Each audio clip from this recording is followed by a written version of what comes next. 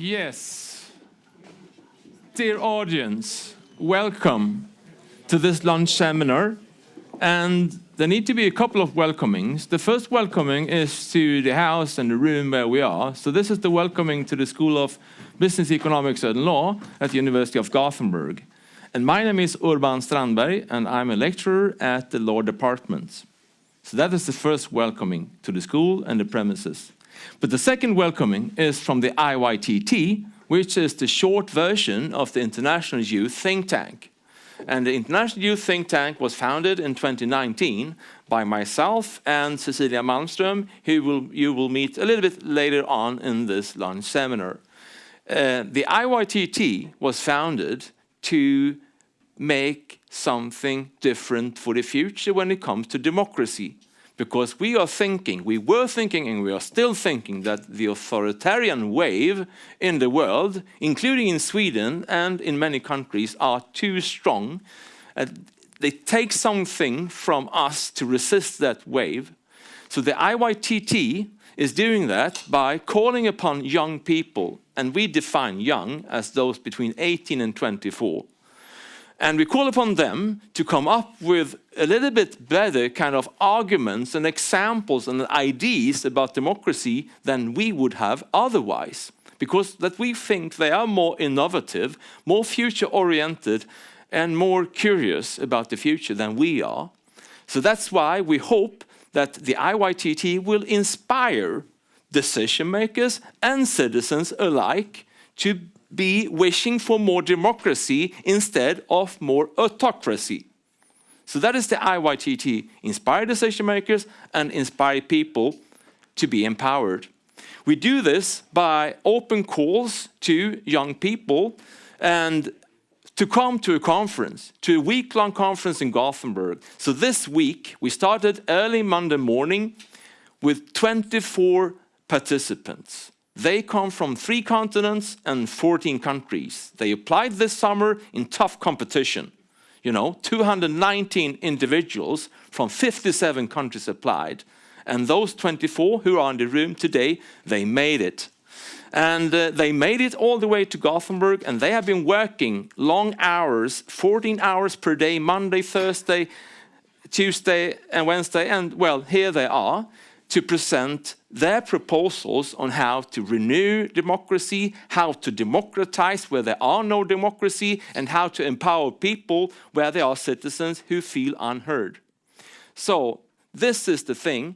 You are a very, very privileged group of people because you are the first of people in the world, and that is to say you in the room and you who are out there and participating in this lunch seminar online, because you are the first who will have the great privilege of knowing on how to make the future world a better place.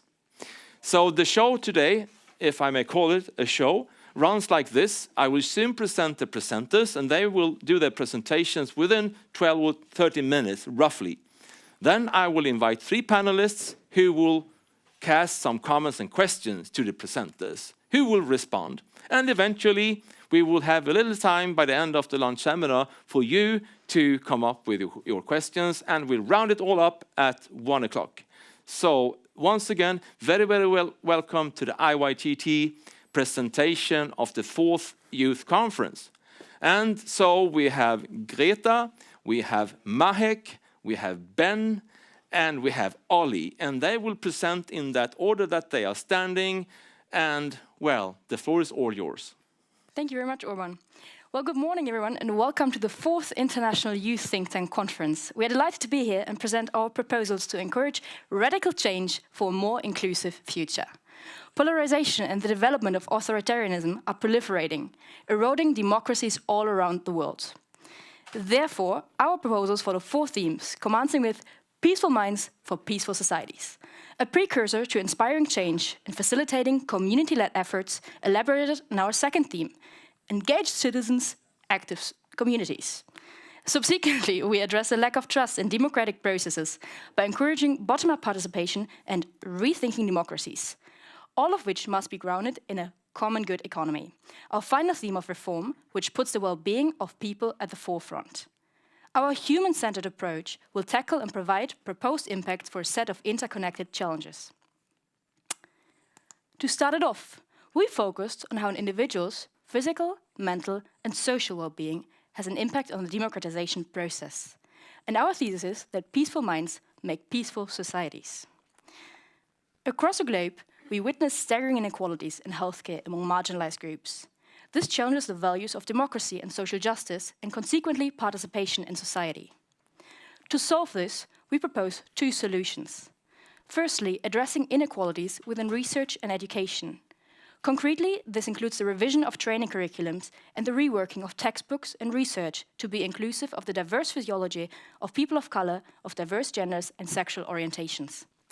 Secondly, we call for practical solutions, including strengthening remote options for healthcare access in rural settings and for less mobile people, and the elimination of taxes on sanitary products as well as their free provision. Ultimately, these measures can create a more just society, including equitable healthcare for everyone in all the diversity. As a global community, we have experienced a variety of crises that expose people to a huge amount of stress adversely affecting mental health, both in terms of intergenerational trauma in post-colonial societies and general public mental health issues. At the same time, there's a lack of trained clinical professionals in many countries, leading to people suffering silently from possibly debilitating conditions. We thus propose to address the societal challenge through the establishment of community-based psychosocial support groups, taking into account local and indigenous practices. These can be focused on themes such as grief and loss, the artistic expression of trauma, or other shared concerns. Ultimately, these support groups must be attentive to uniquely affected communities. Through this community-based approach, we increase access to informal care services and strengthen empathy, societal cohesion, and political participation through healing and enabling voice. Apart from supporting people to cope with crises and stress, we also propose a systematic change to crisis response. Top-down leadership has often provided inadequate solutions to that thereto. This has further alienated individuals from the actual issues at hand, making them feel like politics has failed them. To combat this, we are recommending the formation of knowledge exchange networks of local grassroots organizations. By sharing experiences and ideas of local communities, potential effective responses to crises can be scaled up to regional or even national levels. Hereby, it is crucial to facilitate communication, for example, through increased telecommunication access. By enabling leaders and communities to share local solutions, knowledge exchange networks can increase awareness and accountability to individuals' needs, furthering the democratic process. In essence, we are thus calling for a human-centered approach to issues of mental and physical health, as well as local leadership and community engagement to make our societies more inclusive and equitable. And hereby I hand over to Mike. Thank you, Greta, for those fascinating proposals. Moving on to how to ensure engaged citizens and active communities. The breeding ground for anti-democratic thought is polarization. Polarized viewpoints come from a lack of critical thought. We propose that critical education be integrated into national school curriculums to develop critical thinkers and engage participants in a democracy. Students are aware of their peers' identity and societal struggles and thus become more empathetic. We want to create a safe space for students to voice their opinion on issues and gain political knowledge. Local critical education is emphasized, where students are exposed to multiple perspectives on contentious social and historical issues. Now, how do we go about this? We must encourage the faculty to be trained, to have the depth of information and competence alongside developing a critical pedagogy. We also want to build on current critical programs to make it more diverse and efficient. The main outcome of this policy is a safe space for dissent, dialogue, and debate. 3 aspects essential for democracy. A second challenge is apathy towards politics, alongside a lack of empathy. Our solution fosters cooperation within communities, between communities, and creates an appreciation for the services provided by modern democracies.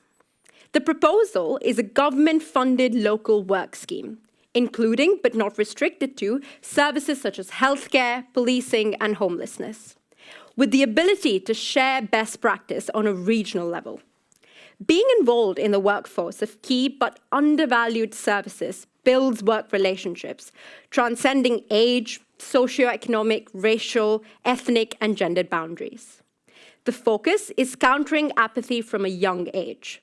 This is paid work, essential to the inclusion of those who lack resources to volunteer. This will create new responsibilities for those who already work in these services, injecting more money into local economies. In being exposed to vulnerable communities and understanding people within this workforce, empathy will be fostered. Self-worth and civic responsibility will be produced, with the tangible outcome of public services. Overall, this will show what is at stake when being an active citizen of democracy. Our proposal centers sports as a transversal means of aggregation to counter distrust, which fuels polarization. The proposal consists in creating, facilitating, and promoting sports venues and courses for community members, youngsters to elders, in marginalized areas. Our action is twofold. On one hand, we're stepping in to guarantee accessibility to sports by creating venues, facilities, and courses that are either totally free or have reduced fees. You pay as much as you can. On the other hand, we set out to forage grassroots sports associations already in place by providing funding, given that these comply with requirements, non-discrimination upon entry, etc. Partaking in sports together entails a reciprocal obligation. This cannot prescind from mutual trust. Thank you. Tough act to follow there. So, moving on to rethinking democracies. This idea fundamentally links to the fact that in today's world, we must go beyond the political status quo and our politicians' short-term visions. But how do we do this? We propose the establishment of citizens' assemblies entitled Councils for the Future that would bridge the gap between institutions and citizens. These advisory assemblies would be constitutive of a representative segment of society and would draw in individuals through a blended approach of mandatory and voluntary participation. This would empower local communities whilst enabling political flexibility for governments to best act upon citizen feedback. The reports that would be produced by such councils would serve to influence policy direction and would specifically tackle long-term problems that concern democracy.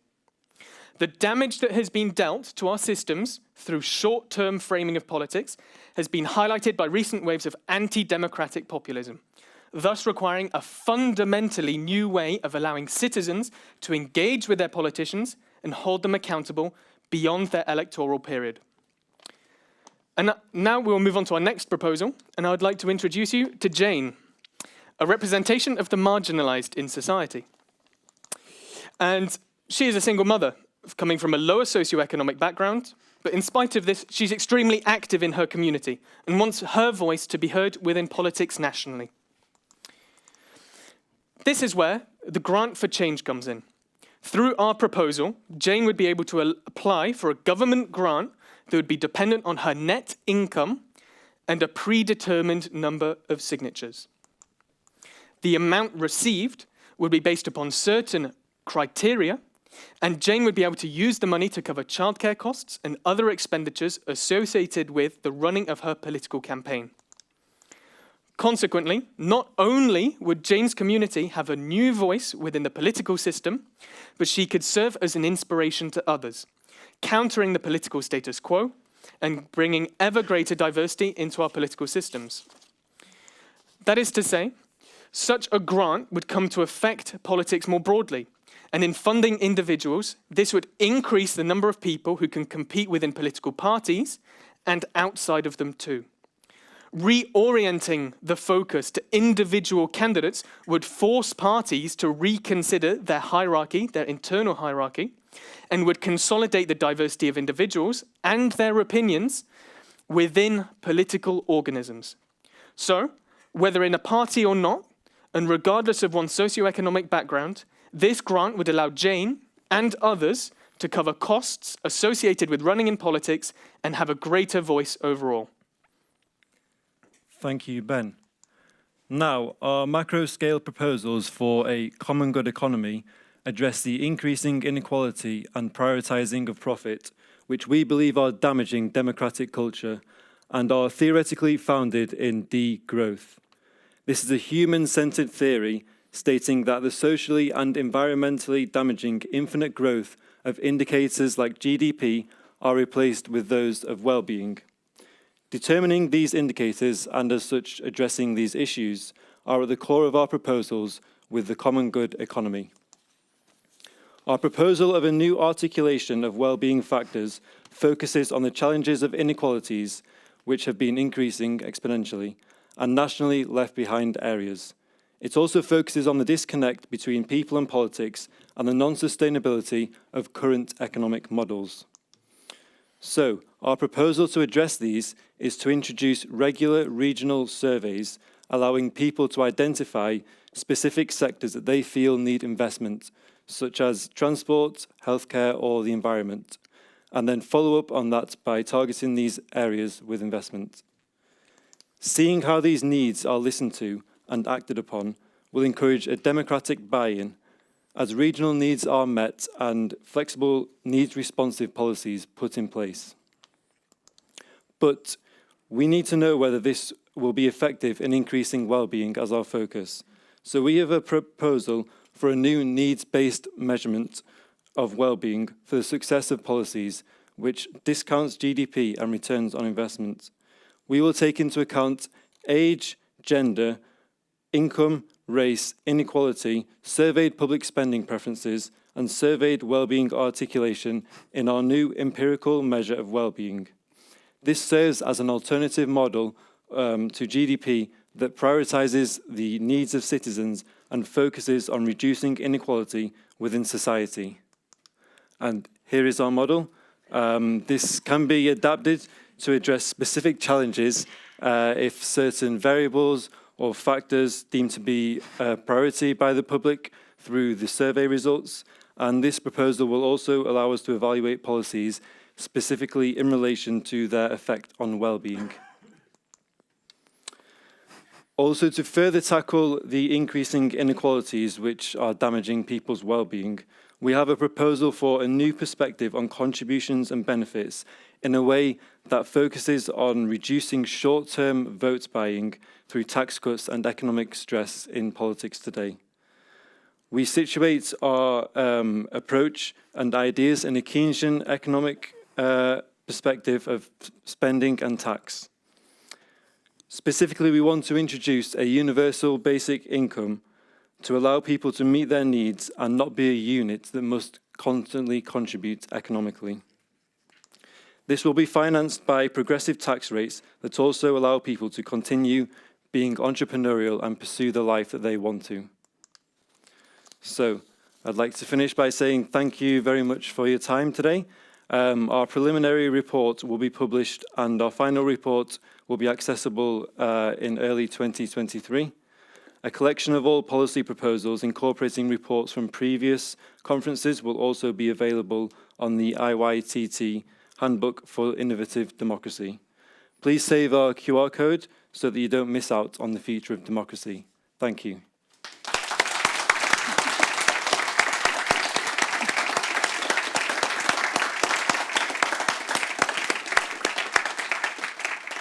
So, Greta, Mahek, Ben, and Ali, thank you so much for a splendid presentation, full with vibrant messages to the world on how to make it a better place to live in for the future.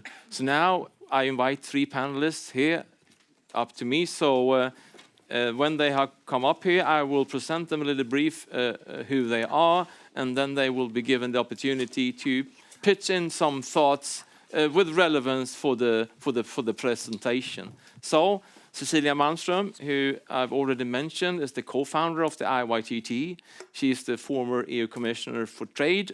She has been a European Parliament member, and she's now a fellow of the Peterson Institute in Washington, D.C., to mention a few things on her background. And of course, she's also a doctor in political science of the University of Gothenburg. So welcome, Cecilia. And then we have Marcia Grimes, Marsha Grimes is a lecturer of political science at the Department of Political Science of this university, and she's also a researcher in the Quality of Government Institute, which is a research institute of the Department of Political Science. And Marsha has graciously come here today because in the program, in the invitation, it was another colleague from the Department of Political Science who were assigned to be a panelist, but he couldn't come. So Marsha, on very short notice, came here. So we are extremely grateful for that, Marsha. It's my pleasure.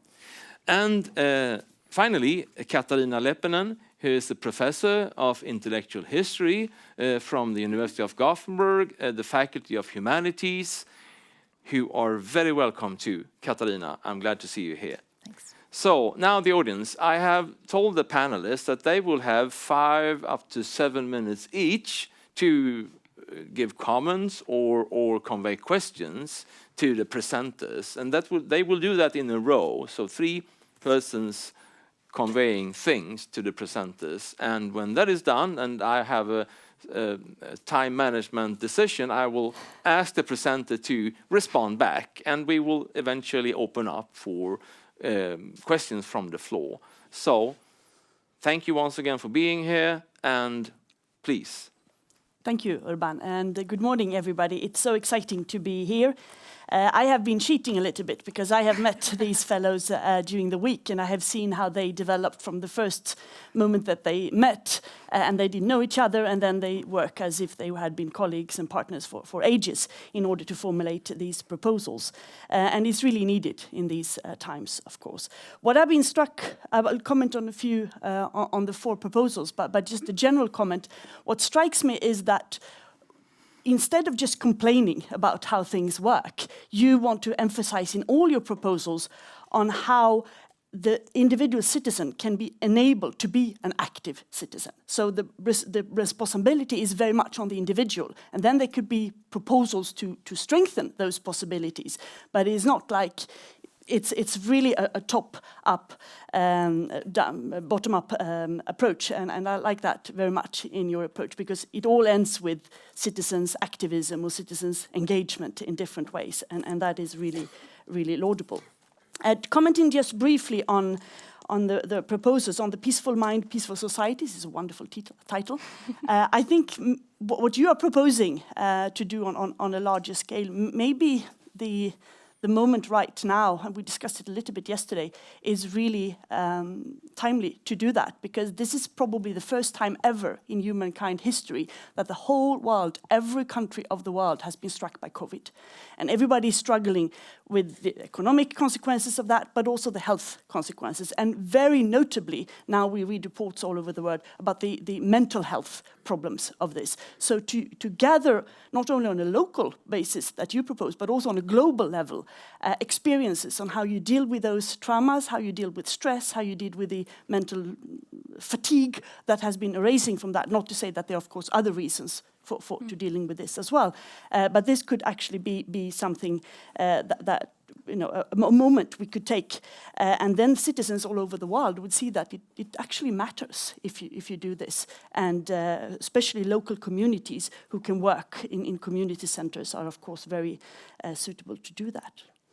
For the engaged citizens, I liked very much your proposal on a sort of civil military service, which is proposed. That exists in some countries. I looked it up yesterday after we had spoken. France has it since a long time. It is paid. And then they also have it is for 6 months, I think. And then they have a more targeted one that the current president introduced. It's just 2 weeks. It's a sort of scouting camp. But still, it's, you know, to travel in your own country and to work with people and to do different things. What I also was struck on was the critical education. And maybe this is more of an American problem than a European, because what we see now in American universities and high schools are that teachers are not allowed to teach Darwin. So how do you become a critical, you know, student or teacher if you can't teach Darwin? And also how students are engaging themselves, forbidding certain books from the sort of classical canon that is, at least in the Western world, because they are not politically correct as we see it today. So, of course, have you been thinking in these terms when you elaborated the proposal? And two more short comments on the grants. Citizens panels, of course, it's an excellent idea. I think this is what's going to really revitalize democracy on all levels. It exists, but more systematic, of course, would be good. And encouraging people from that to become politically active through grants is a good idea, but a bit complicated, of course. How you select people, how you make sure that it is totally non-discriminatory, and how you avoid corruption issues, and so on. So maybe this is something you had thought about. And the last thing about the good economy, on how to measure the GDP in a different way. The happiness GDP. It was actually launched by Bhutan, of all countries, in 2008, which is not the country you think about when you think about democracy. But in New Zealand applies it, for instance, since some time. And they try to do policy of that. But more and more, I think we need to get to that, and also all the sustainability issues need to be included in that. I was thinking about, and this is my last question, the relation between political parties and your sort of questionnaire that you want to elaborate, because you want the citizens to formulate priorities on a local and regional level. But then there are political parties, and the idea of political parties is that they have different priorities and different visions. So, of course, some will say, yes, I like your ideas on infrastructure, but this, no. And others will say the other way around. So how would the relationship work between those wide questionnaires? I'm being recorded here. And the political parties, as you saw it. So these were a few comments, but thank you for giving us hope.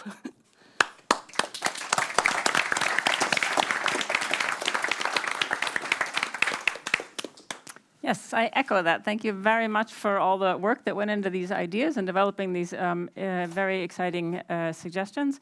So democracy, I think, as you all know, if you didn't know it before this week, you certainly know after this week, and it came across in your presentation, is kind of the fruits of a very large tree with very deep roots. So we can't talk about democracy without talking about societal well-being more generally, and really understanding it's very difficult to have a well-functioning democracy in societies with egregious inequalities, as you brought up, where there are large marginalized populations. So I really appreciate the fact that you took this sort of broad approach in your proposals.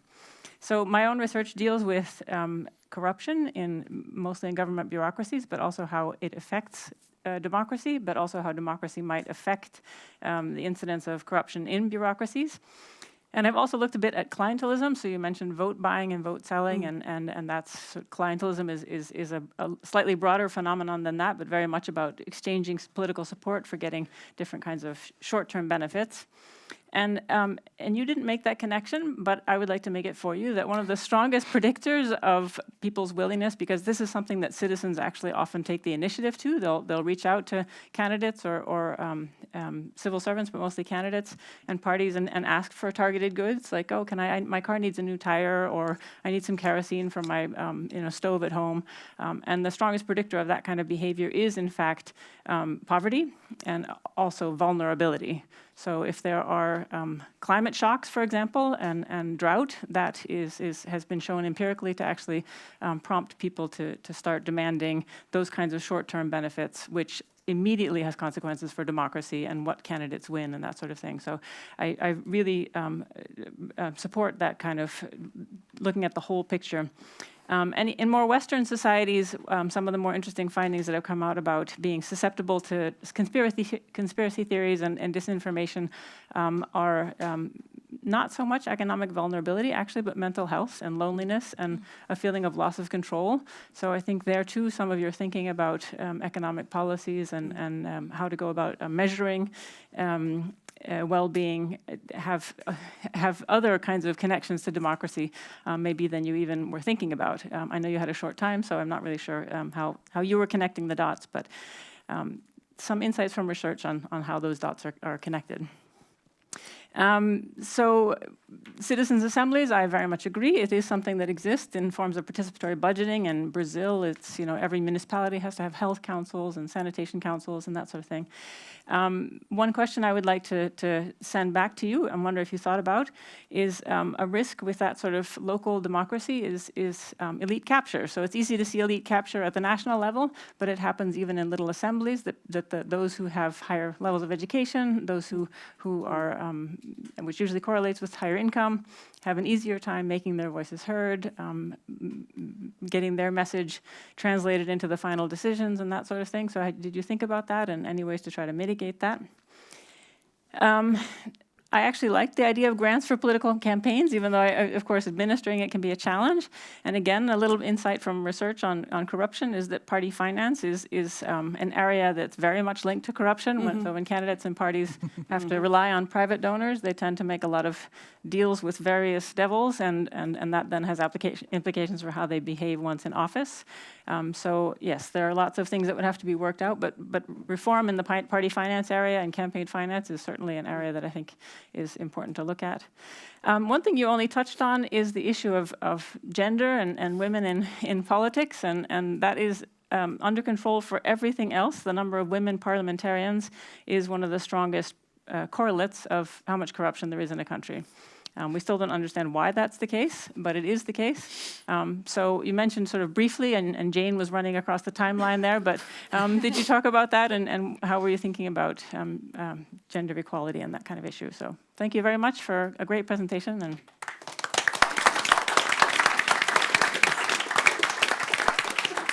yes, I would also like to thank you very much, and all of you who have been participating in these different working groups. I understand that you're representing many different voices here and gathering, I believe, experiences from many different countries and areas of studies also, and also perhaps political participation and so on.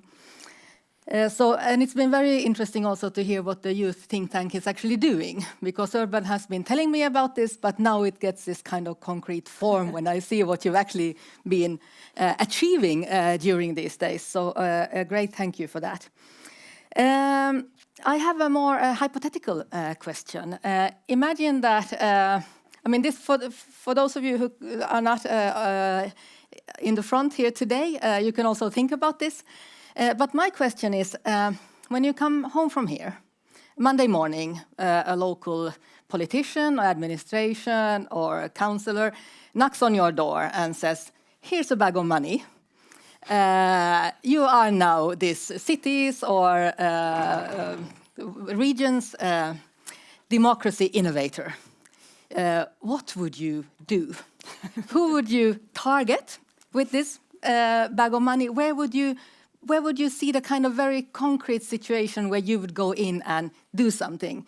Because we often work on this kind of more abstract level. We have ideas of how to work, how to do, how to change things, but things like changing the GDP isn't, it's not something you do overnight. But if you did get the chance to do that. So this is a question today to you, but also for all of us to think about. Yeah. Thank you. So, thank you all panelists, and please be here because we will have a little bit of a dialogue, I guess. We now have 12 minutes to go, and I just want to remind you in the room that we have almost 30 people with us online too, and they have the possibility of sending in the chat if they want to say something. But so why don't we start that you, dear presenters, say something, and we can go in the order that you presented, and please take 1 point per person of the things that the panelists were bringing up. Yeah. First of all, thank you very much for all your comments. I have to admit, I feel like there were more comments than questions directed at our proposal, so I will try to just answer it anyway. First of all, yeah, I very much agree with you, Cecilia. I think, there are certainly differences in vulnerability and also in access to healthcare services, both physical and mental health. But I do think that mental health, especially during the COVID pandemic, has shown that we are all susceptible to mental health risks, no matter if rich or poor. So I hope that we can also see that as a sort of uniting moment to take action for everyone, not just the rich few. And then perhaps the question, to make it a bit more concrete, Tough question, I have to admit. For a first proposal, I would say, well, frankly, it's kind of a whole overhaul of the healthcare system as such. So you can invest a lot of money into that, for example, in the form of like funding for research and education on inequalities in intersectional health inequalities that are often also linked to, for example, educational inequalities. So funding for research and education is a very important start. And then we also mentioned, for example, the provision of free sanitary products, or at least the elimination of luxury taxes thereon, would also be something that could be financially supported, of course. But then, for example, the proposition on the community-based psychosocial support groups, definitely also something that needs funding, of course. The question is who takes that on? Is it the public sector? Is it maybe on the more local sector, like community centers, etc.? But that's definitely something where I would invest funding into, because I think that's one of the biggest challenges that we as society currently face. Yeah. Thank you. Thank you for the comments. Really useful to have the sort of broader context provided to us by experts. In terms of sort of the issues I covered, Cecilia spoke about whether critical education was a European issue, and it was really lovely to have, I think the think tank did a great job with having sort of nationality diversity. And when we were researching policies, whether it was sort of the military civil prescription, which was introduced by the lovely Alice, we sort of looked at all the nationalities we represented and how it's been implemented in our countries, and sort of took the good things, tried to eradicate the bad parts. It was good to have that sort of diversity, and that's really important in democratic structures. I disagree with whether it's simply a European, well, like whether Europe is good with critical thinking, because, moving from India to the UK, I've noticed, the UK doesn't have a lot of critical education in schools, where I don't think students are taught about the empire as much as they should be, about like post-colonial elements, and I think that fosters empathy. So we looked at how it could be implemented in different countries, and we assumed a lot of conservative opposition in the US, as you said.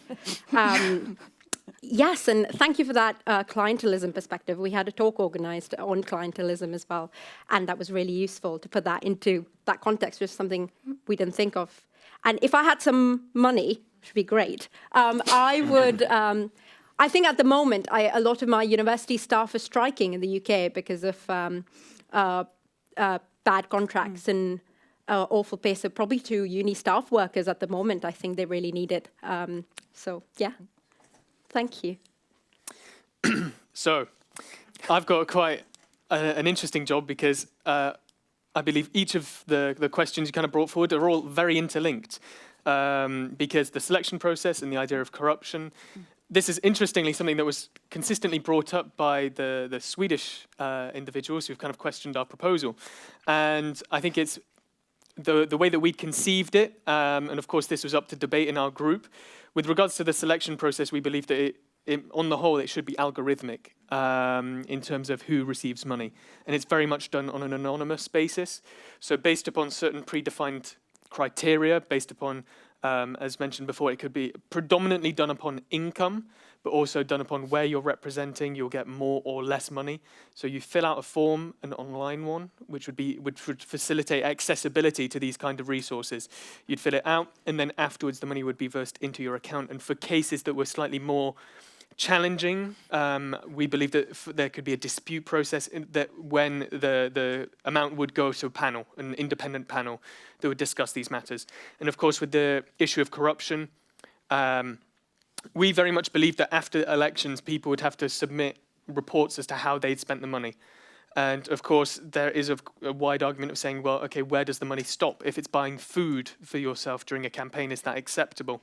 And frankly, I don't believe that that's something for us to decide. I think that depends on the local community. If you're not able to feed yourself, should the money be able to go to feed yourself so that you can represent the views more efficiently and things like that? But that's why we very much thought of more of a multifaceted approach, in which you can bring forward these ideas through an anonymous form, regardless of your political belief. And that even in terms of the pool of money, it's all done completely anonymously. Companies, NGOs, the government all pour in money into a collective pot that is then redistributed to candidates regardless of their political belief, so long as they meet certain characteristics. Okay, so thank you firstly for your comments, and to Cecilia for pointing out the examples.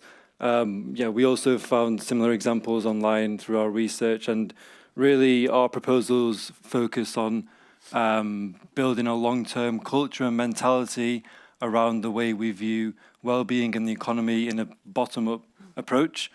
And I'd just like to touch on your point about political parties, obviously. We would envision the proposal of implementing surveys in a direct democracy form. We would envision that that would be done through local authorities. And there are many systems currently which, in which political parties and local authorities operate fairly efficiently and well simultaneously, and this would focus on the regional aspect whilst providing the information to the political parties. And really, this survey idea would focus on building trust between people and parties again, which I think would actually strengthen parties.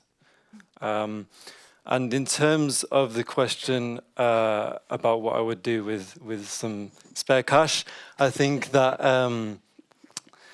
relating kind of to our proposals, I think that there's, at the moment, quite a lack of information and opinion from the public on policies and on well-being. So I think if that could be invested in surveys or finding out more information about how people view their well-being for the greater use of society, that would be good. Thank you. So we have 4 minutes to go, and an audience in the room and an audience online. So someone want to say something with a comment or a question? So silent. Yes, here we have one. Good. The microphone is coming, so be patient. So I also thought about the one question, what would you do with a pot of money? And I think despite the pot of money, a lot of people would say they don't have the time to actually innovate democracy with that money, because they still have a job where they have to work 40 hours a week.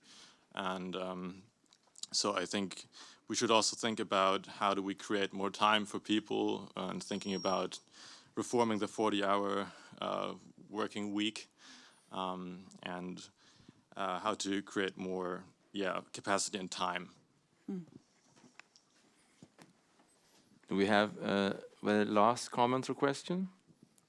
May I as well? Yes, the last word, Greta. Perhaps I just want to stress, really, although we are the ones standing here, this whole thing was really a group process, a democratic group process with a lot of discussions, and all of these people sitting here are also responsible for this product. So also a huge shout out to you guys, although you're not here right now.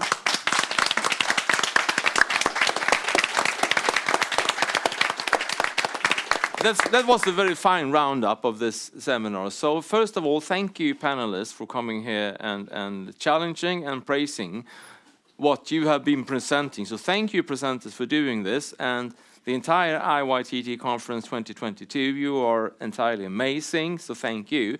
And the audience, I mean, without the audience there wouldn't be a seminar. And some words for the sponsors, because you know there always need to be sponsors. So the European Commission Swedish representation is graciously sponsoring us every year up till now, and this year too. So thank you, European Commission. The Marcus and Amalia Wallenberg Foundation, who is the ground stone for the entire think tank. We are so gracious for that grant.